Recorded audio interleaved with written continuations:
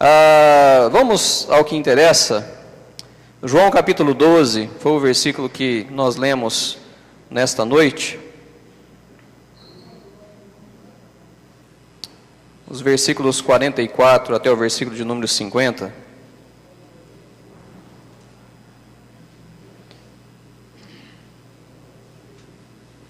João capítulo 12, versos 44 a 50. Se você puder se colocar em pé, por favor. Eu vou ler novamente esse texto. E nós vamos falar sobre a missão de Jesus. Nós estamos num dia, falando a respeito de missões. E nada melhor do que falar a respeito do maior missionário na face dessa terra. E ele foi um missionário além, porque ele deu a vida por cada um de nós. Então nós vamos falar sobre Jesus nesta noite, falando sobre a missão dele, tá bom? E nós temos aplicações para as nossas vidas também, porque ele foi o que nos deixou o exemplo. E se nós quisermos fazer missões da forma certa, que realmente funciona, nós precisamos seguir então os seus conselhos, fazer exatamente o que ele fez. João capítulo 12, versos 44 a 50 diz: E Jesus clamou e disse: Quem crê em mim, crê não em mim, mas naquele que me enviou. E quem me vê, a mim, vê aquele que me enviou. Eu sou a luz que vim ao mundo, para que todo aquele que crê em mim não permaneça nas trevas. E se alguém ouvir as minhas palavras e não crer, eu não o julgo, porque eu vim não para julgar o mundo, mas para salvar o mundo. Quem me rejeitar a mim e não receber as minhas palavras, já tem quem o julgue. A palavra que tenho pregado, essa o há de julgar no último dia. Porque eu não tenho falado de mim mesmo, mas o Pai que me enviou, ele me deu um mandamento sobre o que hei de dizer e sobre o que hei de falar. E sei que o seu mandamento é a vida eterna. Portanto, o que eu falo como o Pai me tem dito. Vamos orar. Santo Deus e Pai, nós agradecemos mais uma vez por esta noite. E o nosso desejo agora, Deus, é que a perfeita palavra do Senhor fale aos nossos corações. Mas depende, ó Deus, das nossas vidas. Depende de mim. Depende de cada um aqui presente. Ó Deus, que todos estejam interessados para ouvir a respeito do que vem do Senhor. E que vidas sejam transformadas. Que vidas, ó Pai, que ainda não tem Cristo como Salvador, que possa render aos Teus pés e ter vida eterna a partir de agora. Então abençoa-nos, ó Deus, e usa-me com o Teu poder, no nome de Jesus e para a glória do Teu nome. Amém. Podemos assentar. A missão de Jesus. Tentar pensar nas obras realizadas por Jesus, nós chegaremos à conclusão de que foram inúmeras e todas realizadas com grande êxito, mas com um objetivo principal: que todos olhassem para o céu e reconhecessem que o Deus Jeová é o único Deus. Então esta era a mensagem principal de Jesus Cristo. Aonde quer que Jesus fosse, ele superava as expectativas do povo. Um homem esperava ser curado, e Jesus também perdoou os seus pecados. Uma viúva, tomada de grande tristeza, esperava para enterrar o seu filho, e Jesus ressuscitou o filho desta viúva. Os líderes religiosos, eles queriam um milagre, e Jesus ofereceu-lhes o Criador dos milagres. Uma mulher que desejava ser curada, tocou em Jesus, apenas tocou. E Jesus a ajudou a compreender que ela foi curada por ter fé nele. Os discípulos pensavam que a multidão deveria ser enviada para casa porque não havia comida para todos. E Jesus usou uma pequena porção, uma pequena refeição para alimentar milhares, e ainda sobrou uma grande quantidade de alimentos. A multidão procurava um líder político que estabelecesse um novo reino e os libertasse do domínio romano. E o que Jesus fez? Ele ofereceu-lhes um reino eterno e espiritual. livre do domínio do pecado, escrito em todos os evangelhos. Os discípulos, eles queriam comer a Páscoa com Jesus, o seu mestre. E Jesus, ele lavou os pés dos discípulos, mostrando-lhes que ele veio para servir. Os líderes religiosos, eles queriam ver Jesus morto, e eles até alcançaram o seu objetivo. Eles mataram Jesus, mas Jesus ressuscitou. Então estes são alguns relatos a respeito das atitudes de Jesus, da missão que Jesus cumpriu aqui na face desta terra, para com o povo, onde todas as suas obras foram realizadas de uma maneira perfeita. Não teve falhas naquilo que Jesus executou.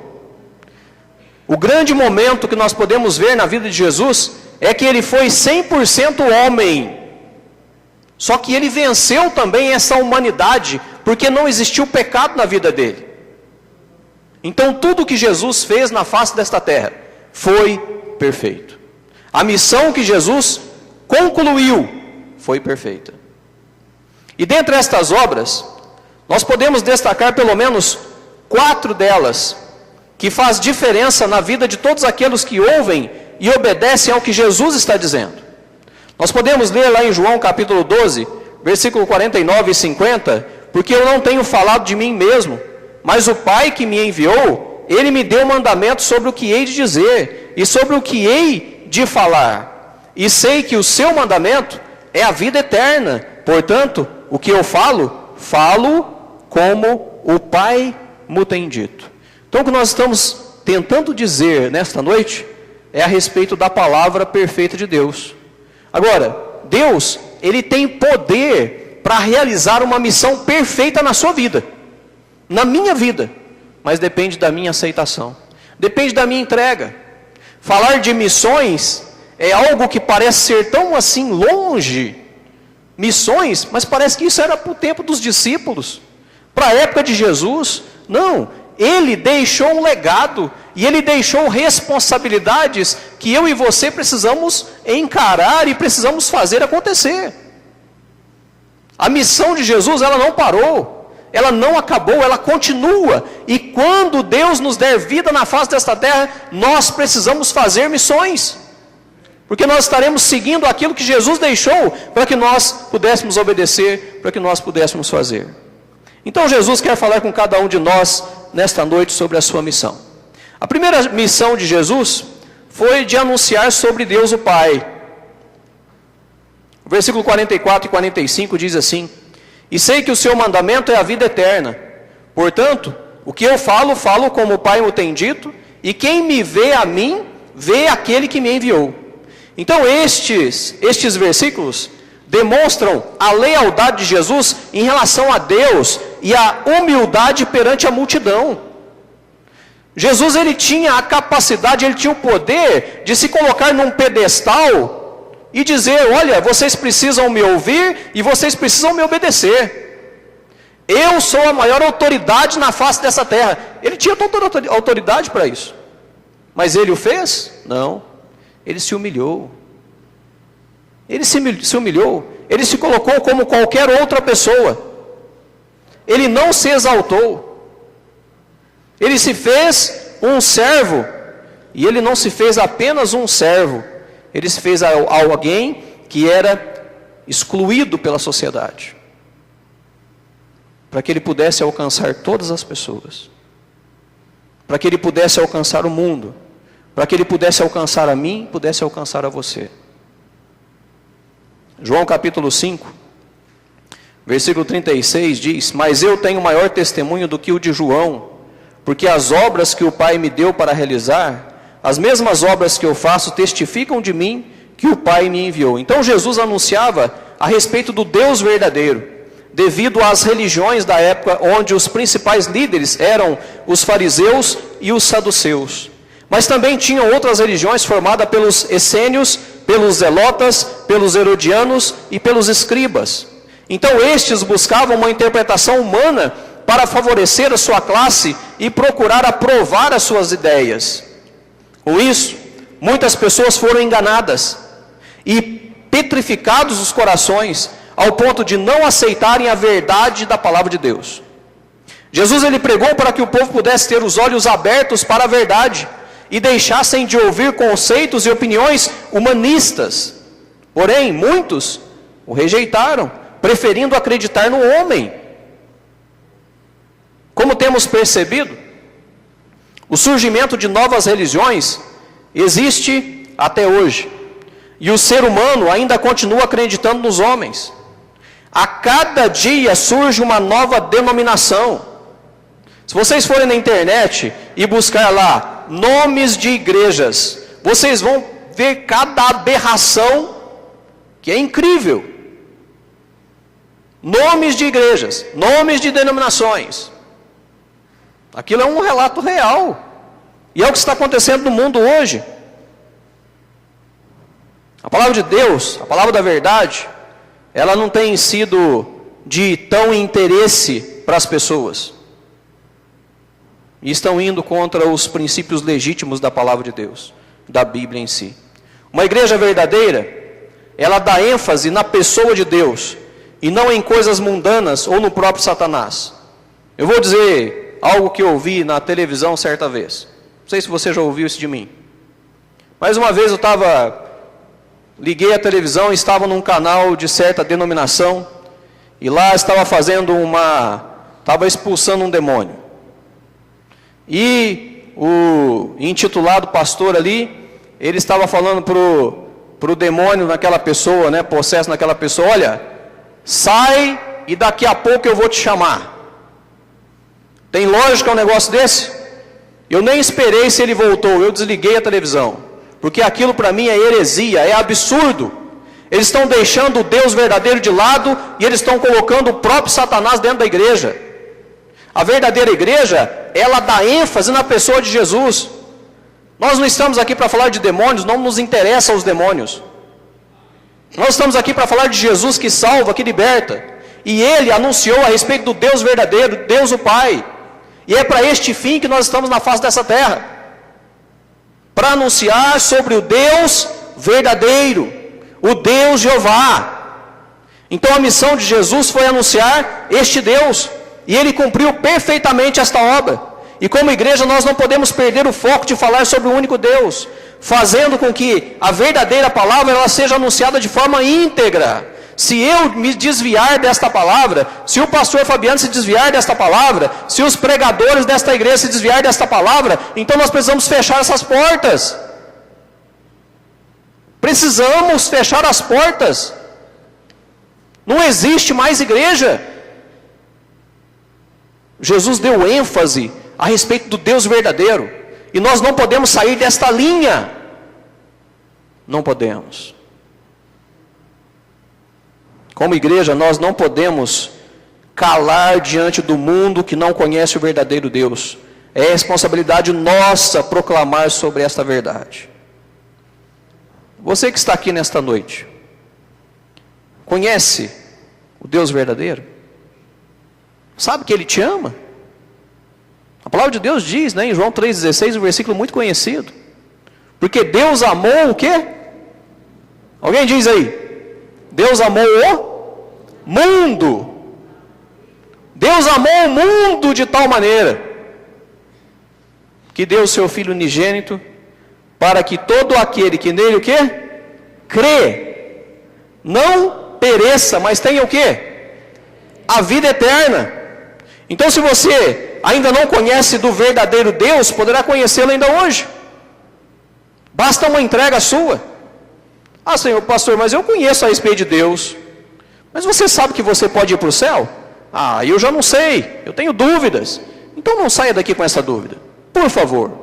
Porque nós como igreja, estamos aqui para anunciar a respeito do verdadeiro Deus. E você, para o seu próprio bem, você precisa conhecer a respeito desse verdadeiro Deus. Não seja enganado por homens, seja esclarecido pela palavra da verdade. A segunda missão que Jesus executou na face dessa terra foi de ser a luz do mundo. E o versículo 46 diz: eu sou a luz que vim ao mundo, para que todo aquele que crê em mim não permaneça nas trevas. Então o período que Jesus esteve neste mundo foi perfeito, pois ele cumpriu com todas as suas tarefas, ficando em evidência o seu exemplo. Jesus deixou o exemplo. As pessoas que chegavam até ele percebiam um homem diferente, que podia ajudá-las. As trevas deixavam de existir quando se encontravam com Jesus. Lá em Atos capítulo 10, versículo 38, diz: como Deus ungiu a Jesus de Nazaré com o Espírito Santo e com virtude, o qual andou fazendo bem e curando a todos os oprimidos do diabo, porque Deus era com ele. Então muitas pessoas foram iluminadas pela luz de Cristo. E hoje, muitas estão em trevas, buscando com seus próprios esforços algo para iluminá-las. Estão vivendo uma verdadeira escuridão. E a escuridão é algo terrível, porque ela impede que vejamos desde coisas pequenas como coisas grandes. A escuridão nos cega. Por exemplo, se você entrar no porão de uma casa ou em outro lugar escuro durante a noite, sem dispor de uma luz, correrá sério perigo de se machucar. Isso é real. E é isso que a Bíblia nos comunica. Todas as pessoas na terra estão em sério perigo. Não apenas em sua vida presente, mas principalmente quanto à eternidade. Portanto, é extremamente importante se achegar à luz. O ser humano, ele está mergulhado nas trevas do pecado, da superstição, da religiosidade e do crime, apesar de conhecer e falar da luz, da ciência e da civilização. O homem, na sua natureza, ele nada sabe de si mesmo, nem de Deus, nem da santidade, nem do céu. Falta-lhes o quê? Falta-lhes luz. Em vários textos nós podemos encontrar Jesus sendo colocado como a luz. Lá em Apocalipse fala a respeito de Jesus, que ele é a resplandecente estrela da manhã. Em Malaquias, Jesus, ele é intitulado o sol da justiça. Ele é o sol da justiça. Ele conhece o que está em trevas e com ele mora a luz, como diz Daniel. Ele é luz para iluminar as nações, não apenas dos judeus, como está escrito em Lucas. Cristo, ele é a luz que revela o pecado, como diz em João. E Jesus é a luz do mundo, e quem o segue não andará em trevas, mas terá a luz da vida, como diz também em João capítulo 8. Sabedores de tudo isso, e tendo Jesus como exemplo, aí eu faço uma pergunta para você que cabe a mim também. O que nós temos feito para que a luz de Cristo brilhe através de nós? O que nós temos feito? Sabe que as pessoas que estão nos contemplando, elas podem dizer ali, existe luz? Ou nós somos pessoas comuns?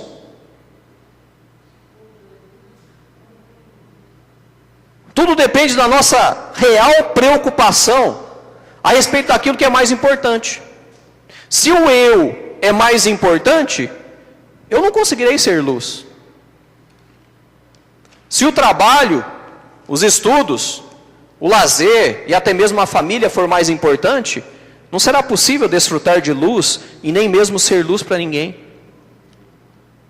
Quando nos isentamos da responsabilidade de brilhar, nós não seremos mais úteis como cristãos.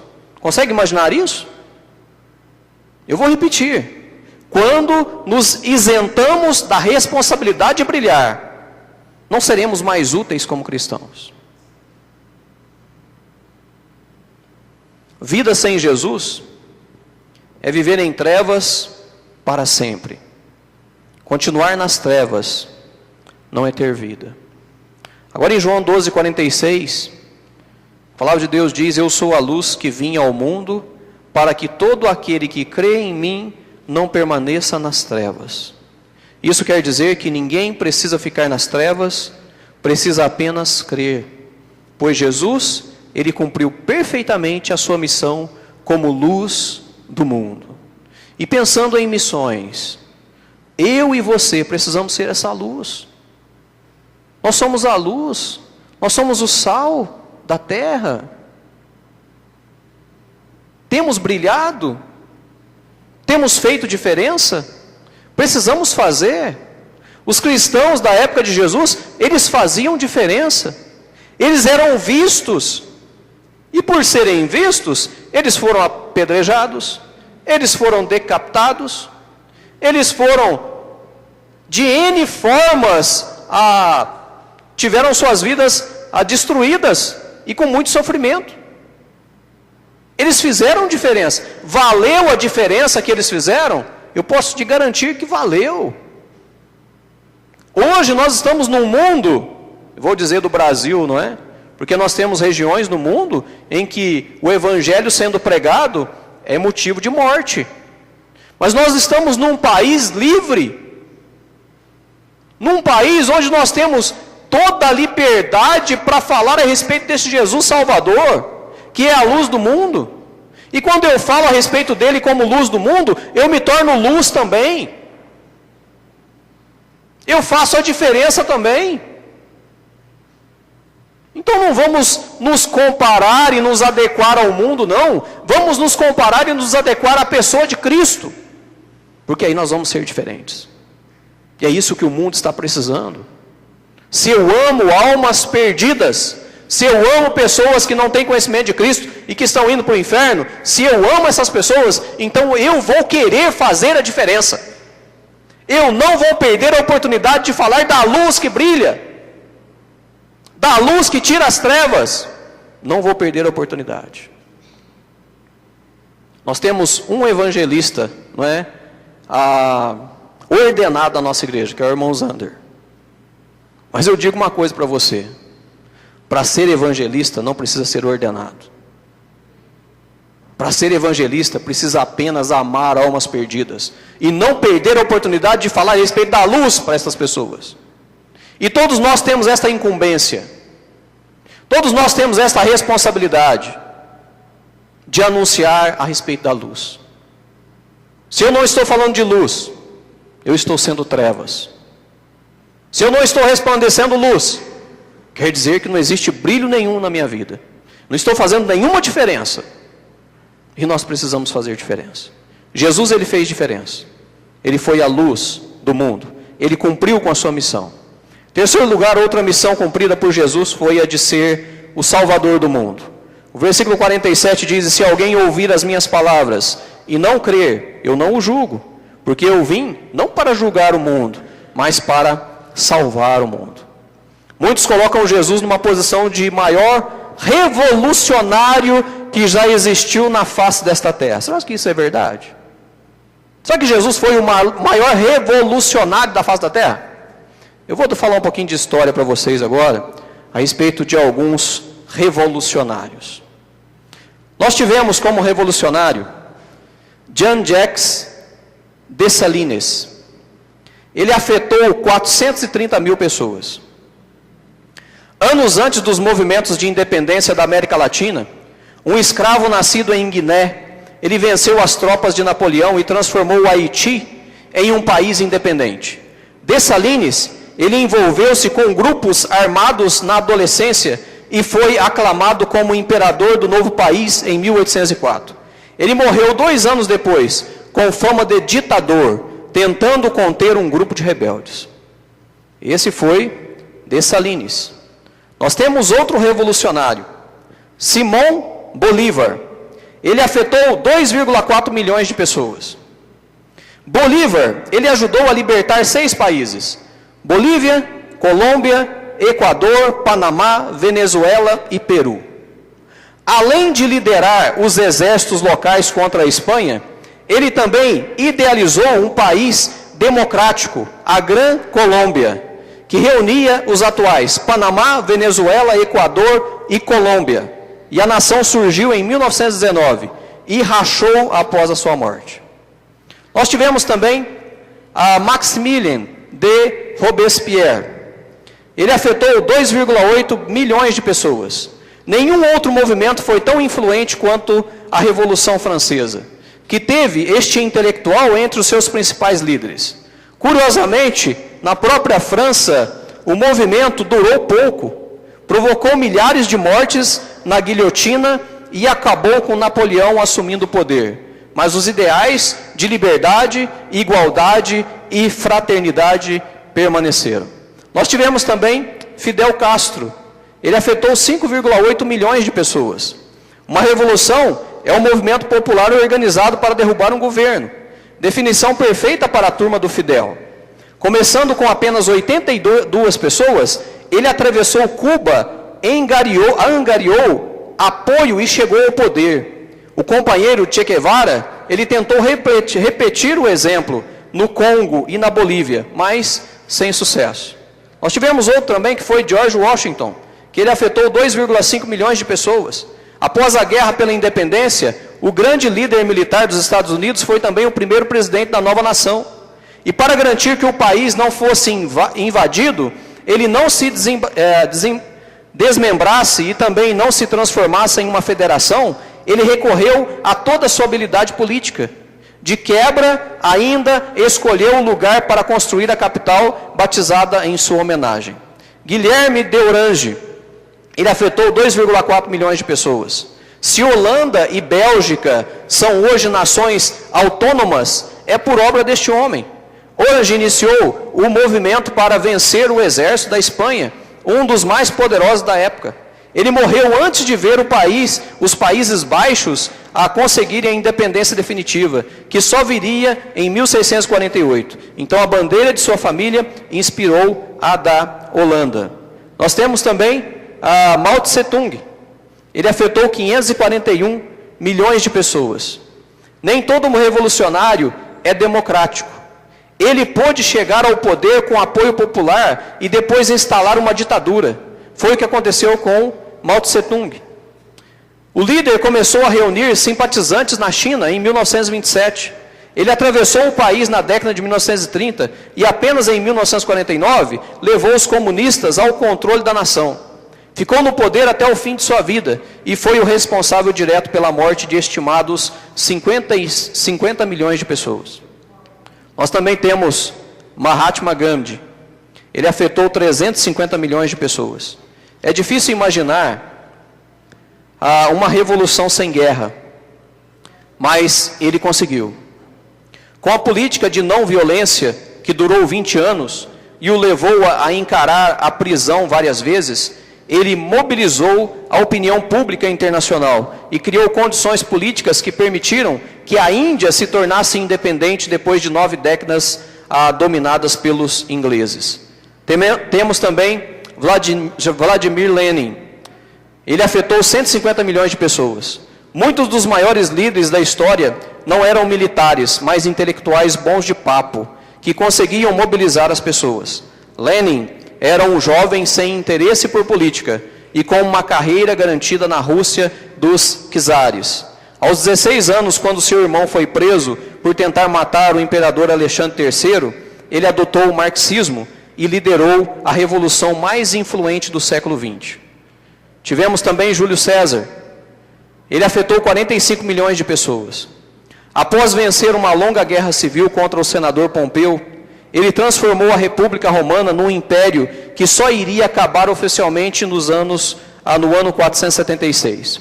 Foi uma mudança tão radical que levou os romanos, já muito poderosos, a reforçar seu exército e ocupar lugares tão distantes quanto a Inglaterra. Após 14 anos de governo e de grande popularidade, César foi assassinado, mas permaneceu influente. Roma continuou se expandindo e ajudou a moldar o Ocidente como nós o conhecemos. História, não é? Estes homens e muitos outros, através da ousadia, coragem e espírito de liderança, eles conseguiram deixar a sua história e influenciaram muitas pessoas com suas teorias e filosofias de vida. Estes revolucionários, eles tentaram fazer a diferença no mundo. E eles fizeram muita diferença. Eles desviaram a verdade. E algo interessante, eles não conseguiram ser o salvador do mundo. eles tiveram uma missão inválida. Eles tiveram uma missão catastrófica. Agora Jesus, através de um único gesto, e o único gesto de Jesus foi o amor. Ele conseguiu pagar por todos os nossos pecados, nos colocando na presença de Deus para toda a eternidade. Então estes revolucionários, eles não conseguiram vencer a morte. E a lei que criaram, na maioria das vezes, trazia guerras e discórdias entre as pessoas. Jesus, ao terceiro dia, ele venceu a morte, ele ressuscitou. E a sua lei liberta e traz paz para todo aquele que nele crê. Só que existe diferença. Os revolucionários, eles foram e são homens comuns. Jesus é o Filho unigênito de Deus. Os revolucionários vieram para julgar o mundo. E Jesus, ele veio para salvar o mundo. João capítulo 12, versículo 47 diz: e se alguém ouvir as minhas palavras e não crer, eu não o julgo, porque eu vim, não para julgar o mundo, mas para salvar o mundo. Então Jesus, ele cumpriu perfeitamente esta obra, e o mundo todo pôde ser beneficiado por ela. Somente através do amor é que iremos nos importar com almas que precisam de Jesus. Numa escala de 0 a 10, eu te pergunto, que nota podemos dar para nós mesmos quanto ao amor que temos por pessoas? Como já sabemos, o amor, ele é ação. O amor é se importar. Isso é amor. Jesus, ele anunciou sobre Deus o Pai. Ele foi a luz do mundo. Ele foi o Salvador do mundo. E em último lugar, outra missão de Jesus foi a de anunciar o julgamento. O versículo 48 diz: quem me rejeitar a mim e não receber as minhas palavras, já tem quem o julgue. A palavra que tenho pregado, essa o há de julgar no último dia. Então Jesus, ele deixou bem claro para todo o povo a respeito dos acontecimentos futuros. A sinceridade através das palavras levou muitos a observar que quem vos falava, falava com muita autoridade. É o que nós podemos ver em Lucas capítulo 4, versículo 32. E admiravam a sua doutrina, porque a sua palavra era com autoridade. As pessoas notavam a autoridade de Jesus, porque tudo que ele falava e fazia eram reais. E até mesmo os demônios reconheciam quem ele era. E nós podemos comprovar isso lá em Lucas capítulo 4, versículos 33 a 35. E estava na sinagoga um homem que tinha o espírito de um demônio imundo, e exclamou em alta voz dizendo: ah, que temos nós contigo, Jesus Nazareno? Vieste a destruir-nos? Bem sei quem és, o Santo de Deus. E Jesus o repreendeu dizendo: cala-te e sai dele. E o demônio, lançando-o por terra no meio do povo, saiu dele sem lhe fazer mal. Então a multidão não questionava. Lá em Lucas 4,36 diz: que palavra é esta que até os espíritos imundos manda com autoridade e poder, e eles saem? Então Jesus bem disse que não era ele quem iria julgar, mas a sua palavra. Isso nos mostra que nós precisamos ficar atentos aos escritos sagrados. Esse livro aqui não é um simples livro, não. Se você acha que isso aqui é apenas um livro, você está muito enganado. Desculpa a expressão de dizer que você está muito enganado, mas é a verdade. Aqui não está apenas um livro. Aqui estão leis, aqui estão conselhos, argumentos. Aqui existe tudo para a sua vida, para o seu bem, para o nosso bem. Se eu quero ter uma vida realmente realizada, frutífera, Eu preciso ir para este livro. Eu preciso reconhecer que os conselhos não são humanos, mas são espirituais, são divinos. E aí vai fazer toda a diferença na minha vida. Se eu não crer, não tem como. Deus, Ele não pode entrar em mim, Ele não é invasor. Ele só vai até onde nós permitimos. E Jesus usou a sua palavra. E é a palavra dele que vai julgar. E esse julgamento é real. Tudo que está escrito é o suficiente para entendermos qual é a boa, agradável e perfeita vontade de Deus para cada um de nós. A palavra que irá julgar nos diz do nosso passado, presente e futuro. Sendo que a nossa maior preocupação precisa ser com o futuro. E para que este futuro seja certo, nós precisamos observar o nosso presente. E observar o presente dentro de um contexto espiritual, nada mais é que saber no íntimo do nosso coração, qual a nossa posição diante de Deus. Será que podemos dizer com toda certeza que somos filhos de Deus? O mundo diz que todo mundo é filho de Deus, mas não é real. O mundo é criação de Deus. Tudo foi criado por Deus. Só é filho aquele que recebe o sacrifício que Cristo fez naquela cruz. Só se torna filho este. E será que você pode dizer que você é filho de Deus? Outra pergunta também se faz necessária. Eu tenho total certeza de que quando eu morrer eu vou para o céu? Você já fez essa pergunta para você? Então, pensando nas palavras de Jesus, que quem irá julgar serão suas palavras, nós vamos ver o que elas dizem. Lá em João capítulo 3, versículos 16 a 19, diz o seguinte: porque Deus amou o mundo de tal maneira que deu o seu Filho unigênito, para que todo aquele que nele crê não pereça, mas tenha vida eterna. Porque Deus não enviou o seu Filho ao mundo, porque Deus enviou o seu Filho ao mundo, não para que condenasse o mundo, mas para que o mundo fosse salvo por ele. Quem crê nele não é condenado, mas quem não crê já está condenado, porquanto não crê no nome do unigênito Filho de Deus. E a condenação é esta: que a luz veio ao mundo e os homens amaram mais as trevas do que a luz, porque as suas obras eram más. Isso é o que a palavra de Deus está dizendo. Então vai existir julgamento? Vai. Quem vai julgar? A palavra de Deus vai julgar. Através dos versículos nós podemos observar que um julgamento severo virá sobre todos aqueles que não creem no unigênito Filho de Deus. Muitas pessoas não querem ter sua vida exposta à luz de Deus, porque temem o que será revelado.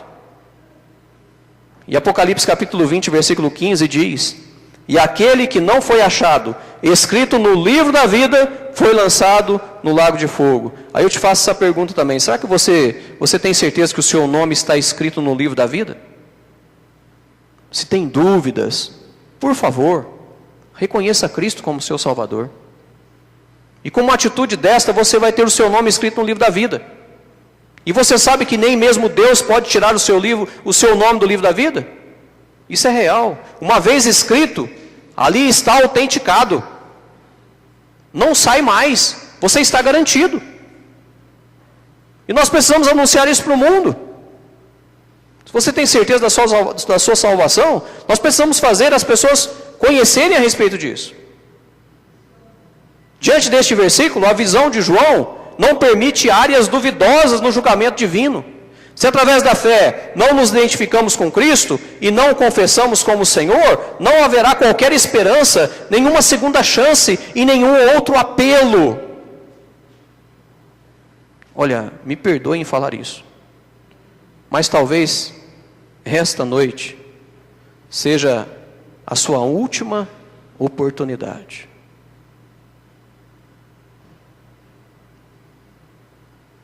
Nós não sabemos do dia de amanhã.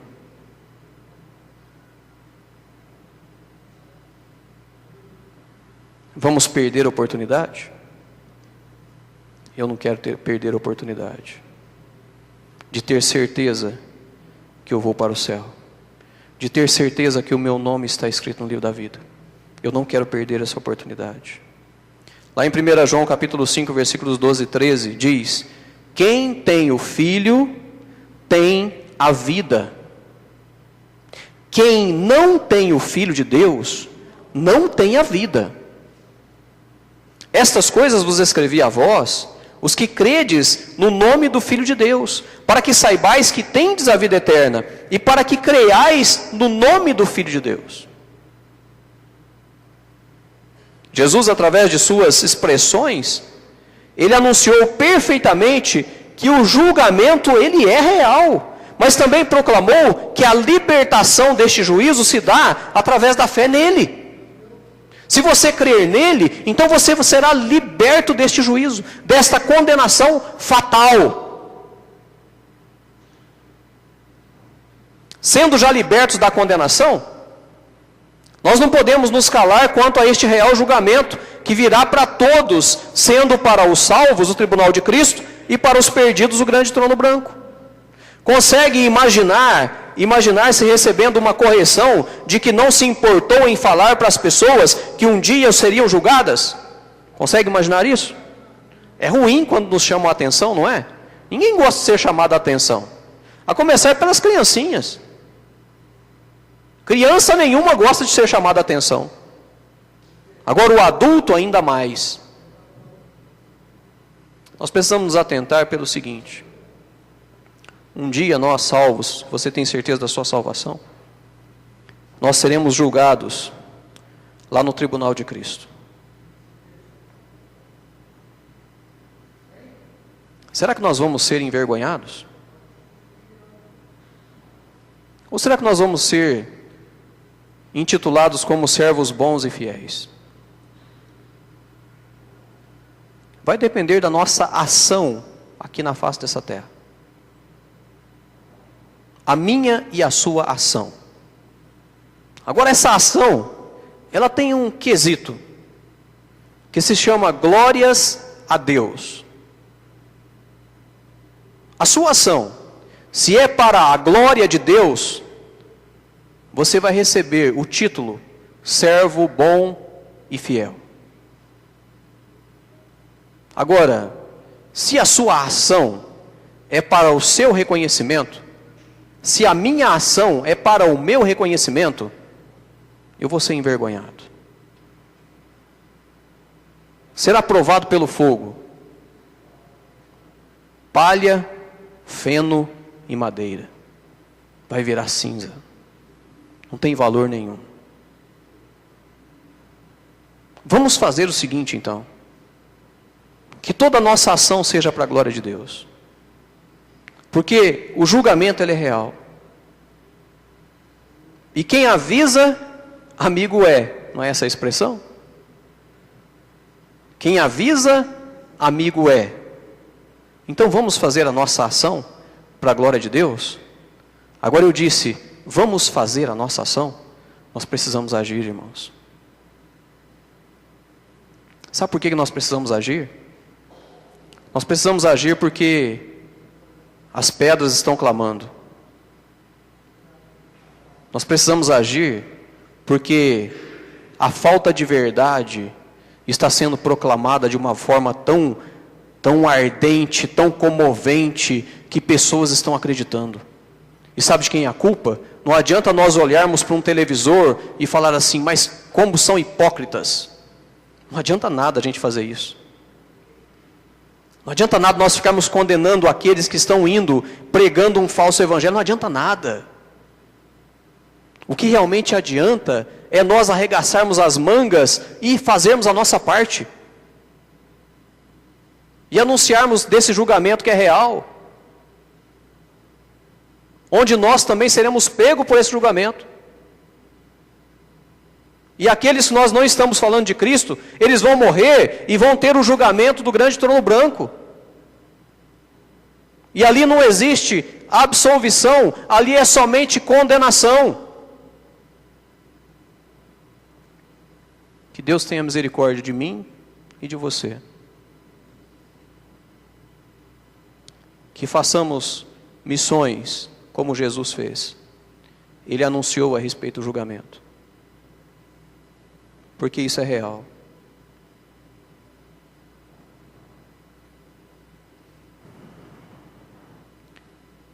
que você deseja para a sua vida no futuro? O que você deseja diante de Deus? Nós não seremos condenados, mas existirá condenação.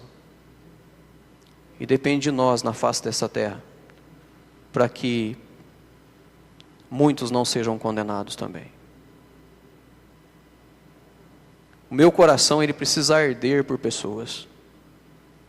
Eu preciso fazer cumprir os 2 mandamentos: amar a Deus sobre todas as coisas e ao próximo como a mim mesmo.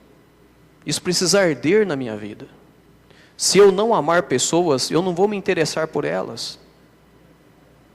Se eu não amar pessoas, falar de Jesus para ela ou não falar é a mesma coisa. Vamos orar a Deus: Senhor, por favor, me dê amor por almas perdidas. E se Deus me der amor por almas perdidas, eu vou fazer não só pelos que estão lá fora, que estão ao meu redor e que precisam de Cristo, como eu vou fazer também por esses representantes que nós temos que estão indo no nosso lugar. Se eu realmente amo missões. E como eu disse, todos nós somos evangelistas. Ninguém é isento desta obrigação, desta responsabilidade.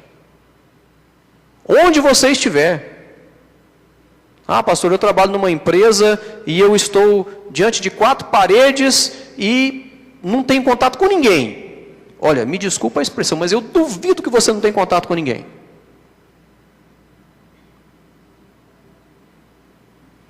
Se nós não nos preocuparmos, sabe qual será a maior vergonha que nós vamos passar diante de Deus? Será, talvez, Deus falando para nós assim: olha só, você amava os seus parentes? Você amava os seus tios? Os seus primos? Você amava os seus avós? Você amava os seus irmãos? Ó, Senhor, eu amava. Amava nada, lá estão indo lá para o inferno. Ó. Você nunca se importou por eles?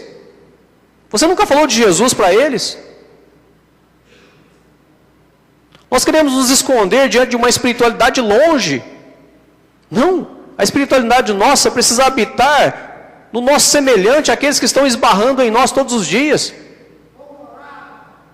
Então que Deus tenha misericórdia de nós. Que Deus tenha misericórdia de nós.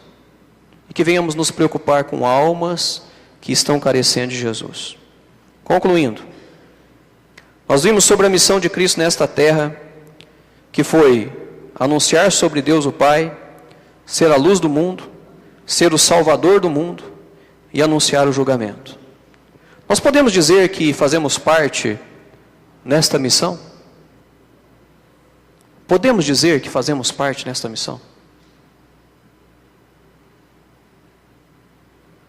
Se não estamos convencidos, Deus está nos dando uma oportunidade de fazer diferença, de fazer diferente. Vamos ser uma igreja diferente? Nós não precisamos de nada assim extraordinário. Não precisamos para adorar a Deus, para pregar a palavra de Deus. Não precisamos de nada de extraordinário. Não precisamos de nada que choca, nada. Não precisamos disso. Nós precisamos é falar da verdade. Nós precisamos é anunciar a verdade. Então vamos fazer desta igreja um diferencial em Goiânia. E sendo um diferencial em Goiânia, pode ter certeza absoluta que será um diferencial na face desta terra.